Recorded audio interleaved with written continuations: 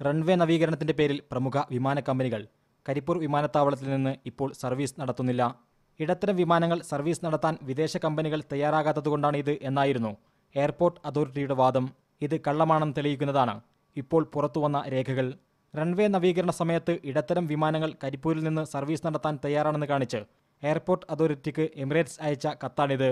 A330 aircraft വിഭാഗത്തിൽപ്പെട്ട വിമാനം runway നവീകരണ സമയത്ത് സർവീസ് നടത്താൻ തങ്ങൾ തയ്യാറാണെന്ന് ഈ കത്തിൽ പറയുന്നു. എമിറേറ്റ്സിന്റെ വിദഗ്ധ സംഘം കരിപ്പൂരിൽ വന്ന് പരിശോധിച്ച ശേഷമാണ് എമിറേറ്റ്സ് ഈ കത്തയക്കുന്നത്. സൗദി എയർലൈൻസും ഖത്തർ എയർവേസും ഇതേ ആവശ്യം ഉന്നയിച്ച് എയർപോർട്ട് അതോറിറ്റിക്ക് കത്തയച്ചിരുന്നു.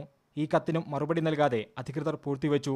343 പേർക്ക് യാത്ര ചെയ്യാവുന്നതാണ് ഈ വിമാന കമ്പനികൾ നിർദ്ദേശിക്കുന്ന ഇടത്തരം വിമാനങ്ങൾ.